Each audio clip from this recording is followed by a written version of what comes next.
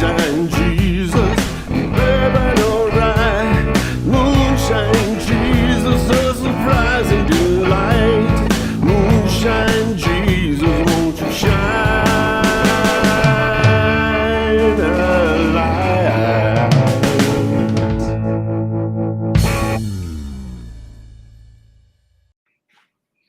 Hello and welcome to the Moonshine Jesus Show. We're glad you're with us.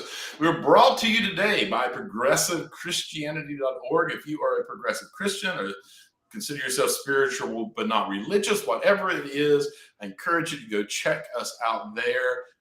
Amazing resources. I think you'll learn to appreciate them very much if you aren't already. Also, please follow the Moonshine Jesus Show on Facebook. You can just do a quick little search. You'll find our page. We'd love to see you there. And finally, a warning. Our podcasts are always full of spoilers. We're not a spoiler. Exactly. We're not a spoiler-free zone.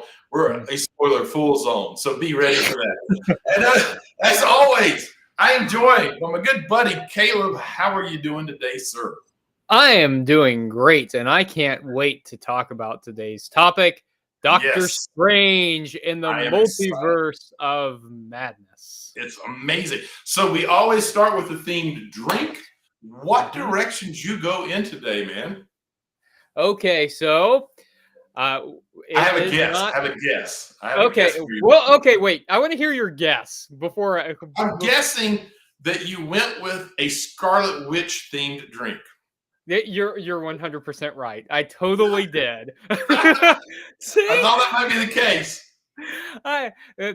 On the same page. Right. So I've got a drink called the Scarlet Witch, and that's exactly what it looks fantastic.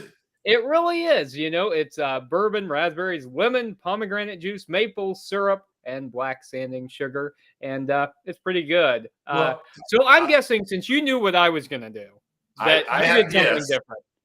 I did something different, okay. Although I do like you using that particular serving vessel.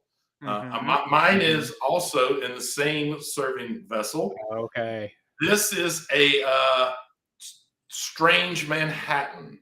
Doctor Strange lives in Manhattan. Yeah.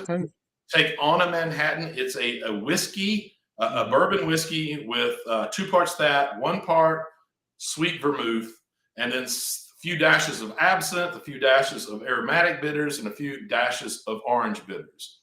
So the Strange Manhattan. Manhattan with some absinthe. Wow. With some absinthe, yes. Yeah. And nice little lemon zest curl there. So cheers to you, sir. Cheers, Mark. And here's to a fun show, man. How's yours? Is it strange? It's a little bitter and strange. No, it's great. It's herbally, it's bourbony. I love it. It's a nice take on a Manhattan. How about yours? Mine's good. I can really taste those raspberries. Love it. All right. Well, let's move on. I think we're going to have a lot to discuss. So we'll say cheers and move on to our next segment. Moonshine Jesus, Moonshine Jesus, Moonshine Jesus, Moonshine Jesus, won't you shine a light?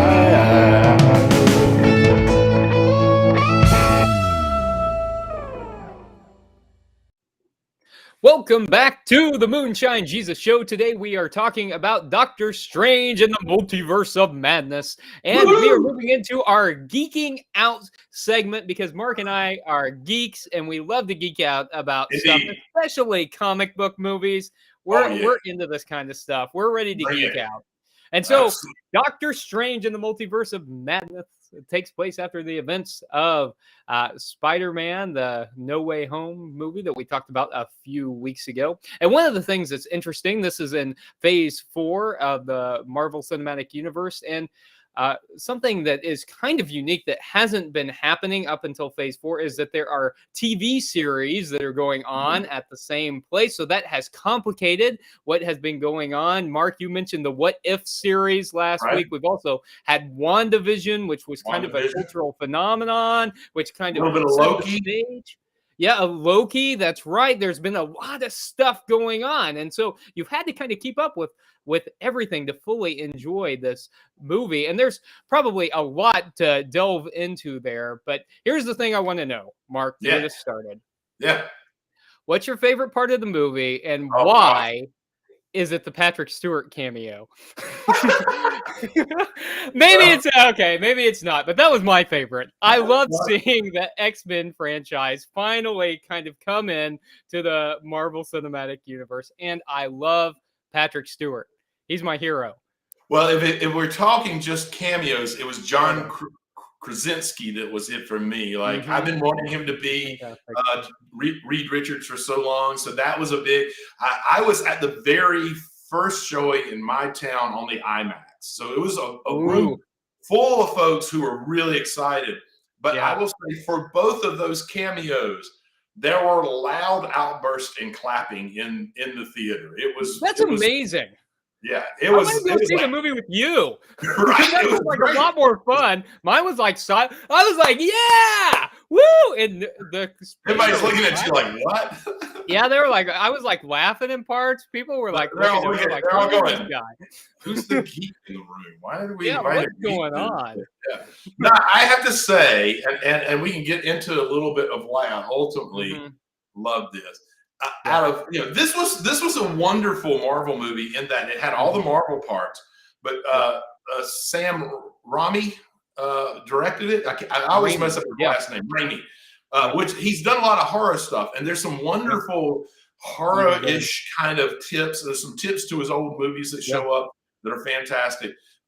So there's all these wonderful new elements, but I gotta say, my favorite moment was when Doctor Strange is with the alternative Christine, and he says, "I love you in every universe."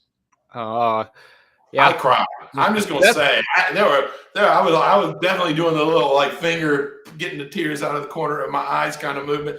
But I also think that part of the reason it ultimately became my favorite moment is because I think when we get to the theological section, I'm going to reveal something I think the movie's ultimately about, at least in part, that relates to that moment.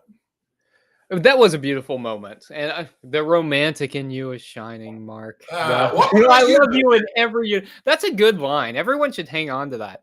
I love you in every universe. It was beautiful. It was beautiful. It reminded me of I Love You 3000.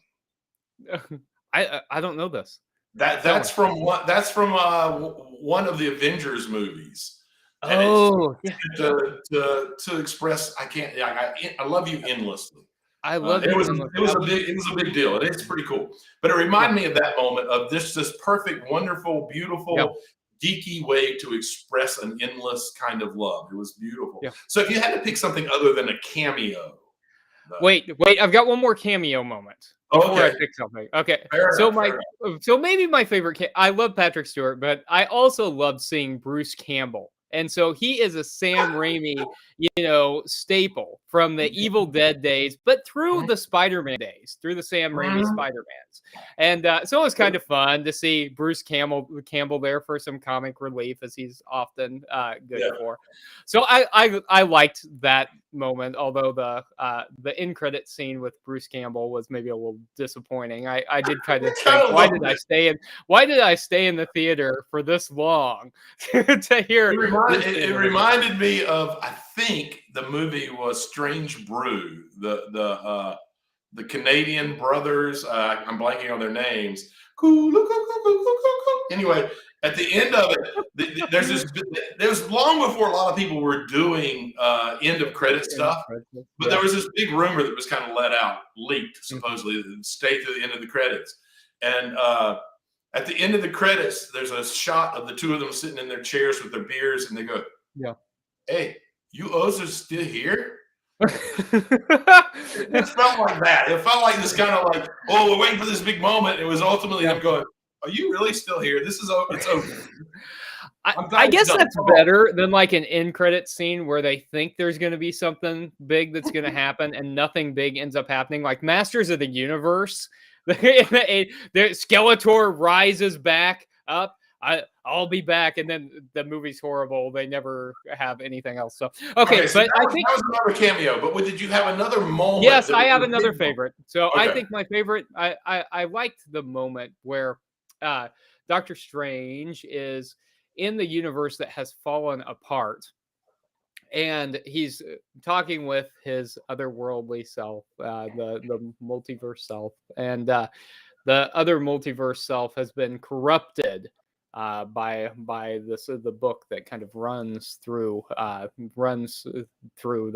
movie, and he's seen what happens if you give into the kind of the dark impulses, and he's seen what happens whenever somebody who tries to go back and manipulate the timeline and the multiverse. And so that got me thinking about this whole idea of, going back and, setting things different whenever we look back at our lives. And we've talked about this in part when we were talking about the Adam Project, but it got me wondering, like, again, a little bit more, if there was something in my life that had happened, if I would want to change it. Do you have any insights on that, Mark? Have you ever thought about, like, there's something in your life that you could go back and change? Did Doctor Strange give you any new insights on that? I don't know that it gave me new insights. I did the same. I think it's hard not to think about it. Yeah, it runs within this idea of multi-universes and Wanda wanting so desperately to find a different end to her story than what she had on this particular Earth. But I have moments in my life that, like, on surface, I'm like, God, man, if I could trade in making that decision and never make that decision, that would be fantastic. But honestly, I'm sure if I sat long enough and thought hard enough, I could find one that really not having it would make no impact on now. Yeah.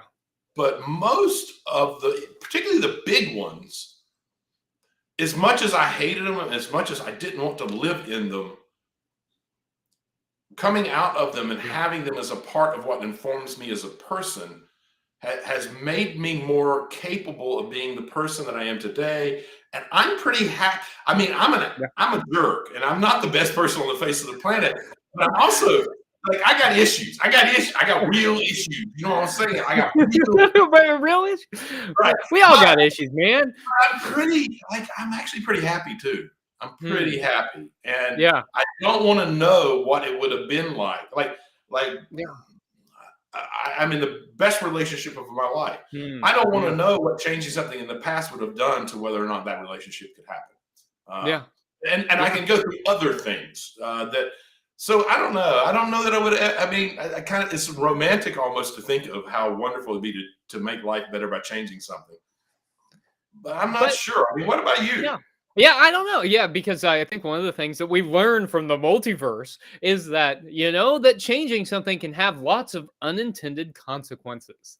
And unintended consequences for our lives and unintended consequences for other people's lives. Absolutely. And Absolutely.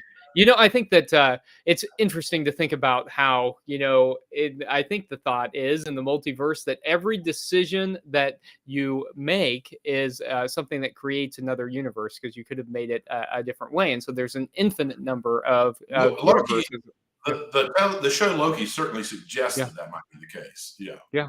I like this question from Jeff Hood, and I want to throw this out here because I think this is interesting to talk about. Excellent. What if someone had saved Jesus? Like, if we could go back in time, right? What do you think, Mark? Should Jesus have been? That's a fantastic. I'm going to make a suggestion. Well, okay. You're going to want to save it. You're going to save it. I want to save it to the next segment. I think it needs to be part of our theological look, because that's a fantastic question. I think it is. It's not just that Mark wants time to think about it. He's gonna move it into this thing. No, Okay. it's actually not. I had an immediate response, and I was like, "Oh, get it out there." And I was like, "No, no, Yeah. stick to No. the Okay. format, Good. man. Stick to the Good. format." Mark, I'm glad you're showing some restraint. I'm You got geeky enough. restraint. I'm just geeky enough that I want to stick to the format. Like, Okay. Okay. I'm that Good. kind of geek. Good. Like, we've Now got here- structure here. Let's stay in the structure. Oh, good. I'm glad. That's All right, so- that. but Well, I- you know what? You're gonna Yeah. say it's the geek in you. I'm gonna say it's the Presbyterian in you. I That's think probably it's the Presbyterian. You decently want and in good order. Decently you and in know good you order. want the you That's want very the okay. Wait. Presbyterian. So I've got another question that I'm Mhm. hoping that you have the answer to. That's about us. Geeking Oh, out. that's a really bad idea to hope that I have Because the answer. this is something that kind of stumped me in the movie. I want to know is every dream that we experience a window into the multiverse, or is this like is it some possibility, or is it or some dreams just dreams? Is it only special people who get to Listen, see into the listen, the multiverse? reality is that science has been looking into this, and there are some scientists who are in that kind of area who really believe that might be partially true. There might be some reality to that, and then there's that really fringe kind of science stuff that's Mhm. that the Mandela effect kind of suggests that that might be true. That we're having memories that are brought to us in some way, maybe dreams that aren't what we actually experienced in this universe, but maybe it's real in another universe. Shazam! Shazam. Right. Who was in that? Who starred in that? Yeah, what? Yeah, well, so like the Mandela effect is it's supposed to be Sinbad, right? I looked this up. I didn't even know about the Mandela effect. I was in seminary. I'm like, what was that movie with Sinbad where he was the genie? And I Never. look it up and I'm like, there's this whole group of people like me who remember this movie that never happened. Did So not you're happen. you're saying that there's a multiverse Is it the version of Bernstein me Bears? that has Is it the seen that. Bernstein Bears or the Bernstein Bears? Everybody says Steen. It's Stain. The Bernstein Stain. Bears. It's It Stain. is. I remember it burns. Looney Tunes. Is it Tunes? Tunes or Toons? I know it's Tunes, but only because of my experience of the multiverse me watching. I thought that was. I really loved them bringing it up and making our dreams be about that. Who knows? It's backed by some real investigation in science. I don't know if that's the case or not. So I've got a different question before we end up too close to the end of this. A little more serious question. So, out of the themes of the movie, and I think there's at least a few major overarching themes. Yeah. Which one resonated with you? Which one did you kind of grab hold of and think, well, that's really an interesting kind of approach, a little interesting thing to be trying to spell out for us, or at least present to us in a way that we have to grapple with it? Okay, so I thought that I agreed. There were a lot of things. There's a lot of meat to this movie, but one of the things that I wondered about was Wanda herself.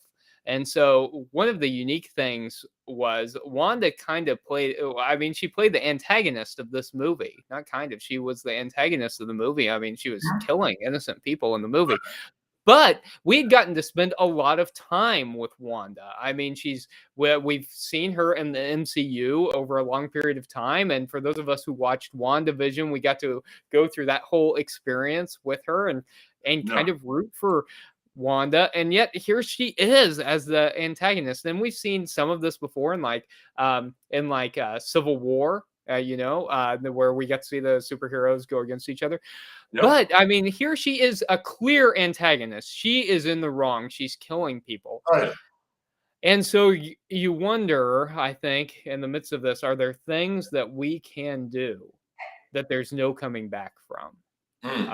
Are there things that we can do that that we just can't repair, or we've done such damage that that maybe it's not possible to be who we were before, that we have to become a new person on the other side of it. And so even though, again, not a spoiler free zone, she ultimately ends up doing the right quote unquote thing. She did a lot of terrible things in the movie. She killed a lot of people. Right. And it's, if she does end up surviving, which it seems like she will, she's Elizabeth Olsen signed a contract right? With Six- Marvel, right? It seems like she's going to continue. Yeah, I think How 6 do we years live- shows or something. Yeah. So, like, what's a Scarlet Witch going to look Well, like? How are we going to relate to her? as that tower crumbles, Mm-hmm. and it looks like it's finishing up, there is this red glow in the middle of it, which makes you think maybe she has done something to protect herself. Yeah, and And maybe then she's her coming back. contract, and then in the real Earth, not 616 Earth, but the actual real Earth, we know she signed a contract. So that's probably what happened. Yeah. So a couple of quick shout outs before we move on. Yes, good. I want to thank Ellen Green for also remembering Strange Brew and loving it as much as I did. I'm glad somebody did, Mark. I'm glad somebody remembered. I'm telling you, for us old timers, we got to tell you, youngins, if you do not watch Strange Brew, it is a fun hoot, and I'm using hoot on purpose. It's a hoot. It's a hoot. You got to go watch it. Also, another. I like this. I like this comment from Jeff Hood, who we've already mentioned. Jeff says, if you think about it, we already experience multiverses. We are one thing to those we encounter at work, home, church, and a variety of other circumstances. We're fooling ourselves if we think that we live in the same reality all the time. And, depending on how you define multiverse, that's an interesting way of looking at it. Well, that is very interesting, and this movie was so meaty in terms of the geek things we can talk about. But as we've already started to dive into a little bit, there are a lot of things that theologically and politically that we can get into. So let's listen to our Moonshine Jesus music, and let's come back for our theopolitical segment.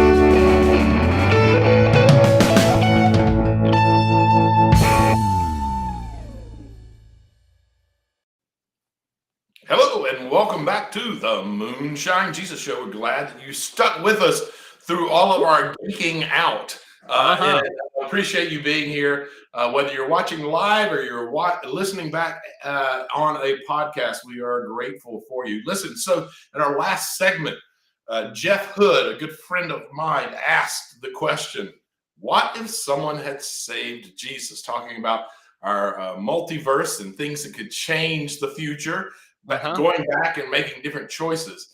And so I have a thought, but I'm very curious. I mean, you accuse me. I love that I kicked this down the road because it puts me in control since I was open. I noticed that. I love it. I had an immediate answer. I could have gone. Doing this allows me to push it towards you first. So just real quickly, I mean, I think we got other things that are more specific to the movie. Sure. But what do you think? What if someone had saved Jesus? Which is, I love the wording of that. Because save such a loaded word in Christianity. Yeah, you know what I'm going to say. I think that, of course, no one should have, but not for the same reason that most of Christianity thinks, right? So most like Orthodox Christianity would say, no, you can't save Jesus because he was intended to die for the forgiveness of sins. That's not what it was about at all. Not at all. Right. So Jesus lived his life in such a way that he would die. And he lived his life confronting the political powers that be, confronting the religious purity system of the day. And so in doing so, in doing planned demonstrations, both on Palm Sunday, a political demonstration, then the planned demonstration in the temple, he engaged in public witness and real activism, and he lived his life in such a way that he would die. And so I think that whenever we understand it properly, is what our Christian faith is calling us to do. It's calling us to confront political hypocrisy and exploitation and religious hypocrisy and exploitation. And we learn that from Jesus's example. If we stopped him from doing that, we wouldn't learn what it is that we're supposed to be doing as Christians. I mean, we might end up with a faith that thinks it's all about like confessing a belief in something, or Listen, I'm going to disagree with you. I'm going to disagree with you a little bit, which is unusual. Okay, good. Disagree with me. Okay, come on. I actually think it would have been absolutely maybe good if someone would have saved Jesus. Of course, you've got a controversial opinion. I'm shocked by this, Mark. That's not controversial. Okay, it's just tell me. my opinion. I mean, Why? Why should we save here's Jesus? Here's why I think it might have been good. Because so much of what is screwed up about Christianity today is based on this redemptive suffering crap that we get sold all the time, that only happens because we have a story about Jesus dying on a cross and all of that kind of thing. Listen, I'm not sure if Jesus would have been willing to be sacrificed, did those protests, confronted the government, but lived to tell about it because of some other heroic act. In my mind, the real basis of his life and story is to show us how far love will go, which is to the ultimate end, to risk everything. And to have that story then be countered with someone else who's willing to love so deeply and hard that they risk saving a man who has been condemned by the government. I'm not sure that wouldn't have allowed the same progressive Christian perspective without allowing so much access to this horrible redemptive suffering kind of theology that we see. So I'm not saying it would have, but I can see where it actually might have been better.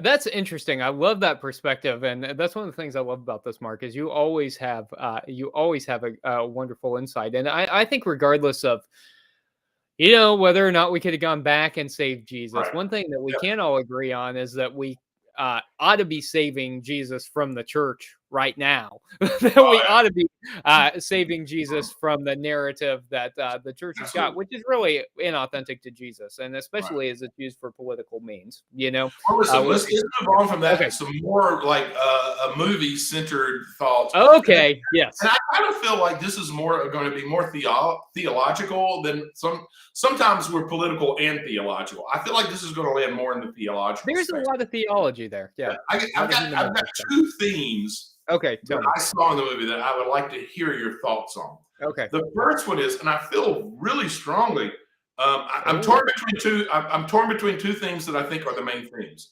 The first one is a theme of the relationship between sacrifice and happiness. You got Doctor Strange, who feels like he has to sacrifice his relationship with Christine.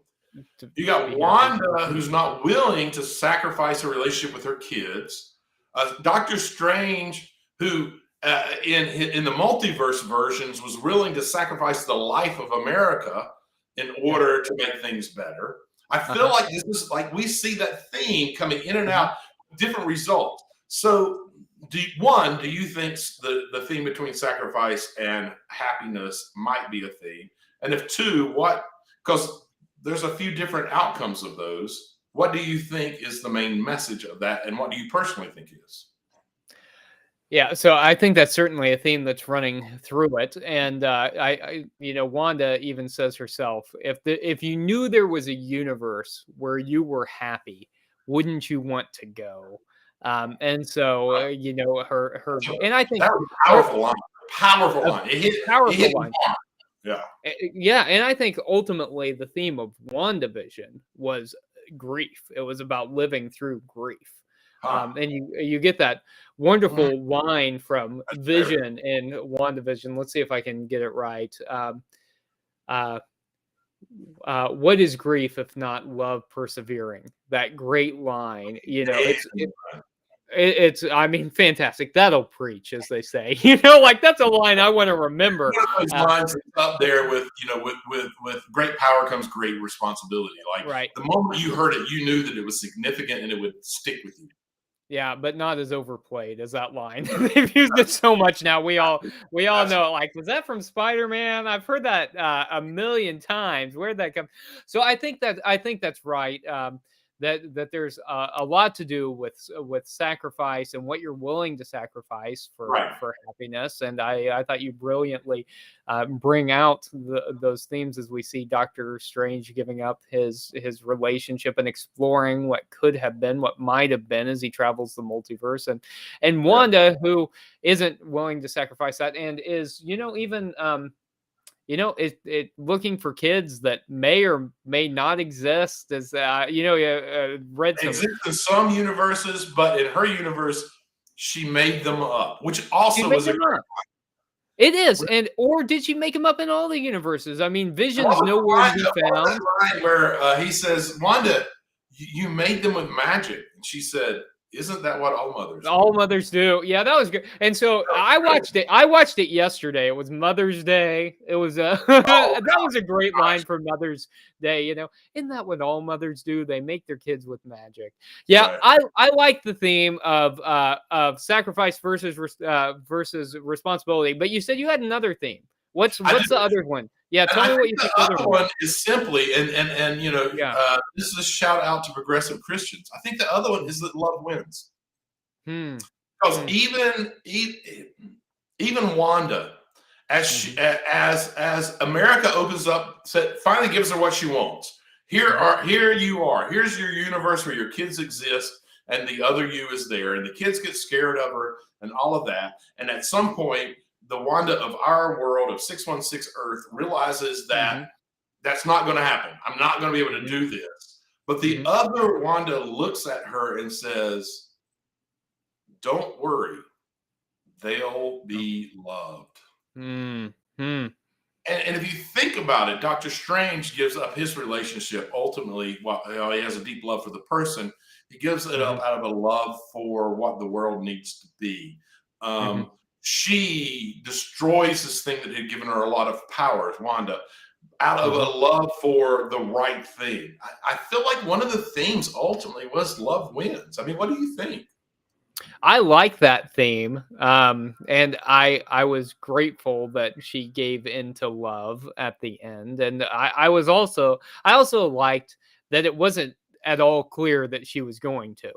Right. A lot of times you kind of feel like you know where it's headed, and in this case, she had to make a real sacrifice. It was almost, from her point of view, it was like she was giving up her kids to ensure that that love won. So I like that, Mark, as always. Wonderful pulling in the themes. But listen, here's the deal. Okay.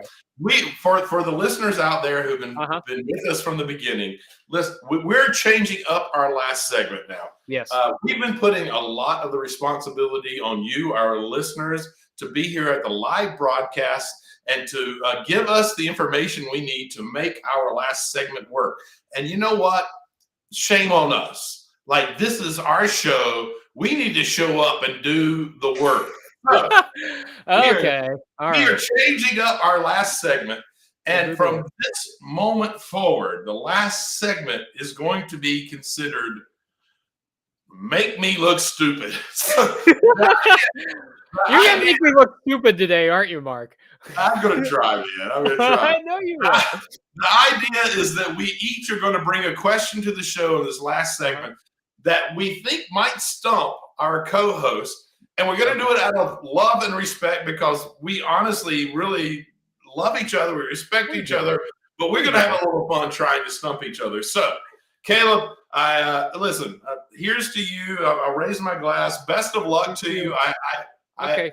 And don't throw it back at me. Answer the damn question. Here we go. I'd never do it.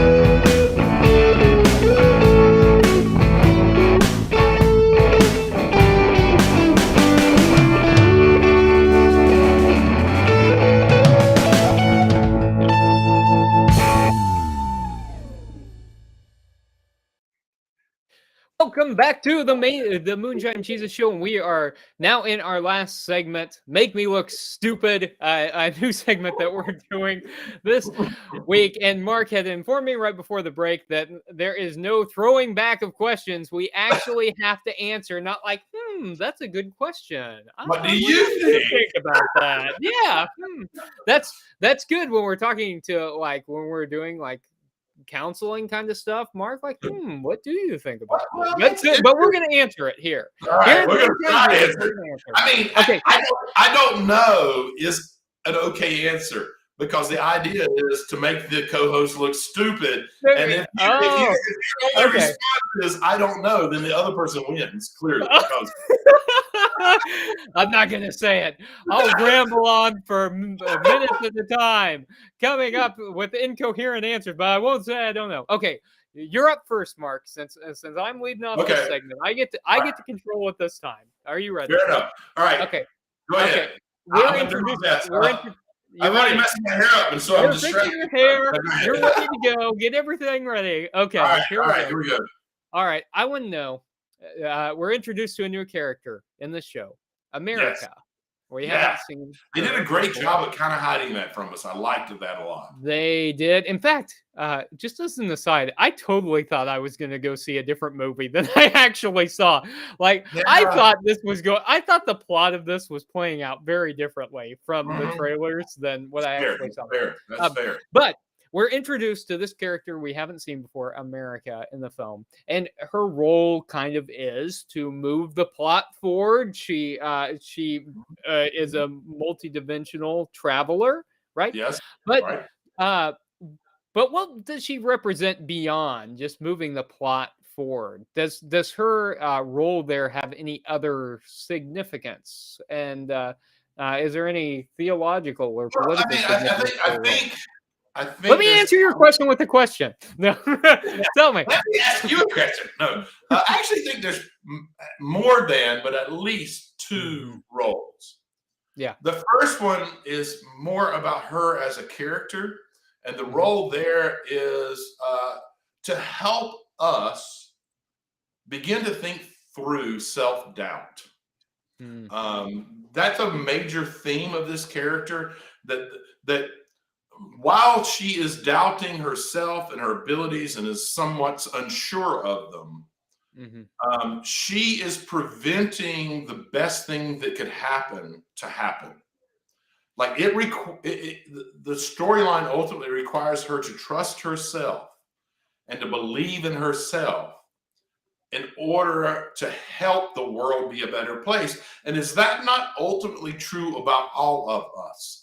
That if we can trust ourselves and believe in ourselves and love ourselves for who we are, as weird and as strange and as unusual as we may be, particularly you, Caleb, but I'm saying, I was waiting for that. If we all could figure out how to do that a little better, the world becomes a better place. So I think that's one of the roles she plays in this. I don't know if I'm off on that. Sometimes I'm a little too like English major, pie in the sky, blah blah blah. But I feel like that's one of them. I like it. Yeah, yeah, that's certainly theological. I feel like that her ability to connect universes is a real message of hope, because in that universe, this MCU universe, where all these multi-universes are distributed and have hard defined lines between them, she represents this ability to bridge gaps, to break down barriers. If I had to name it theologically, I'd call it queer theology. It is.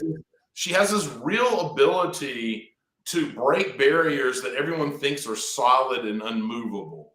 And queer theology is about that same kind of thing. It's about these self-established barriers and walls and definitions that divide us.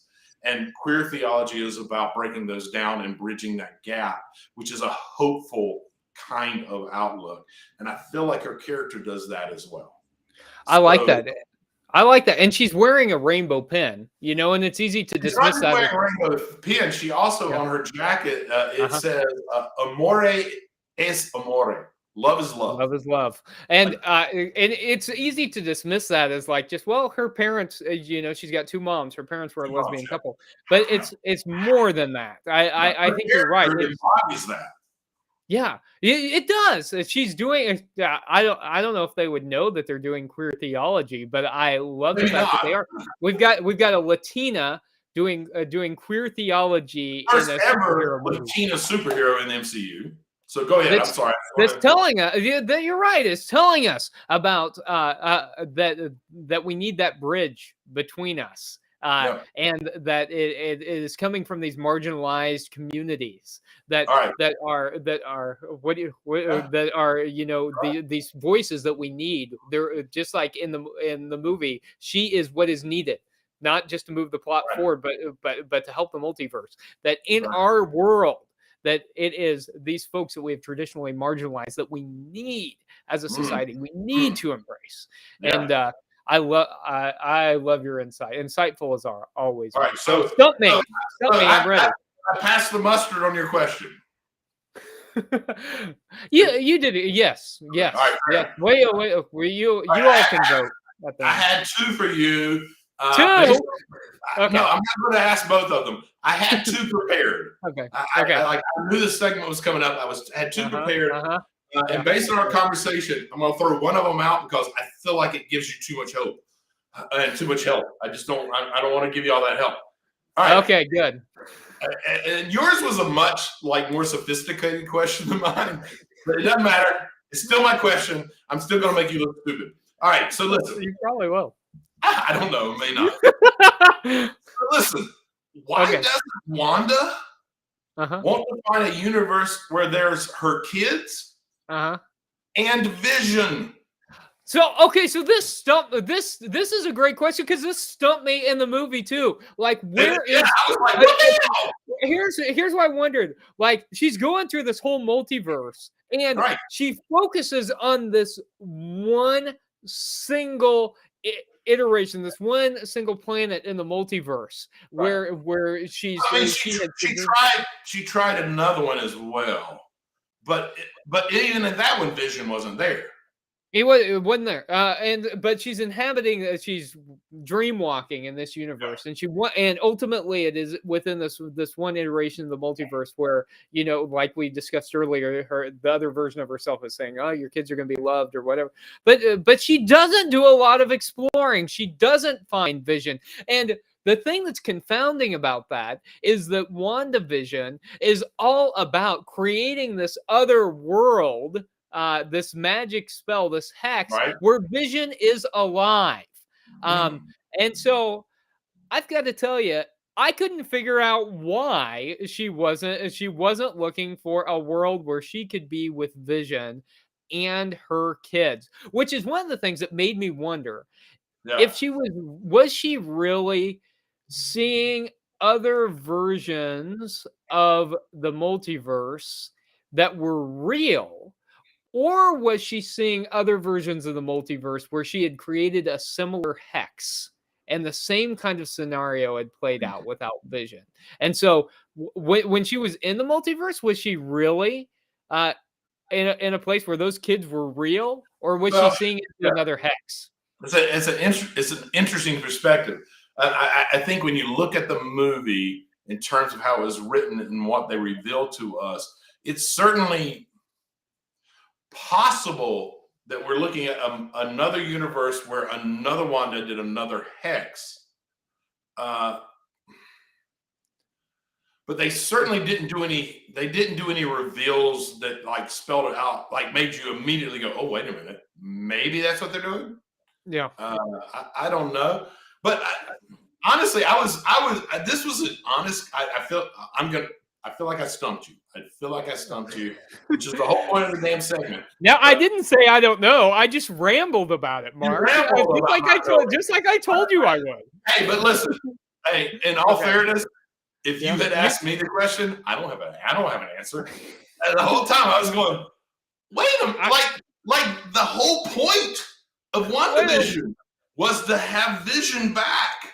We're in good company, because I've read fan boards on this very question, trying to figure out why, and nobody seems to be able to figure out why it is that maybe it's leaving something open for the future, for us to explore the Scarlet Witch character in more detail. Maybe it was poor planning, or maybe just the MCU stumped all of us. Mark. I don't know. My take would be maybe Okay. it was foreplanning, but maybe it was poor planning. I like that. I like that. I'm going to use that in life. I'm going to say, yeah, okay.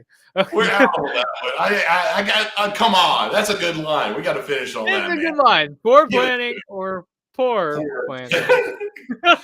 Hey, speaking of for planning, not poor planning. Poor planning. Yes. We're going to talk about something else next week. So we've been doing a lot of superhero fantasy stuff. We're going to shift gears a little bit next week, and we're going to talk about a different show. What are we going to talk about, Mark? We're going to go back to, well, y'all don't know this. Like, we took this show real seriously. Like, we appreciate the listeners. We wanted to make sure we gave you the best experience we could give you. So we actually, Caleb and I did several shows before we recorded them to put out for you guys to enjoy with us and to participate with us.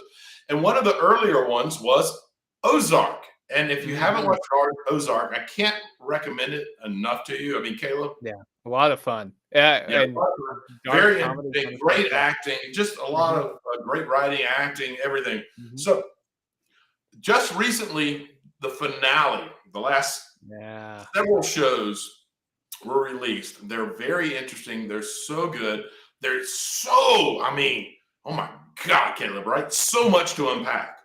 There is. I can't wait. And I'm from the Ozarks. I can't wait I haven't watched the last part of the last season. I'm going to binge it. But the first part was so wonderful. And, I can't. Okay, you've seen it. You're going to rewatch it, right? And I'm going to watch it for the first time. Absolutely. And we're going to come back. I'm going to bring my hometown vision. I'm going to tell you, is this what the Ozarks are really like? And we're going to have a great time talking about this. So, y'all, if you haven't watched Ozark, try to catch up as much as you can. Mm-hmm. If you have been watching it, make sure you watch the last several shows finale. Mm-hmm. Join us. We're going to have a great time next week talking about it, just as we did this week. Caleb, thank you so much for your conversation and for all the great insights that we've been able to kind of explore together. I've enjoyed it so much. Me too. Even if you stump me, Mark, as always, I enjoy. I feel like we should keep tally. Like we should get like this episode was Mark 1, Caleb 0. Like I'm a competitive guy, so I maybe we shouldn't do that. It might bring out the worst. No, we've got to. We've got to come up with better questions next week. Next week on the Moonshine Jesus Show, I'm gonna beat Mark. You just tune in and see. All right. Thanks again for tuning in. We'll catch you next week.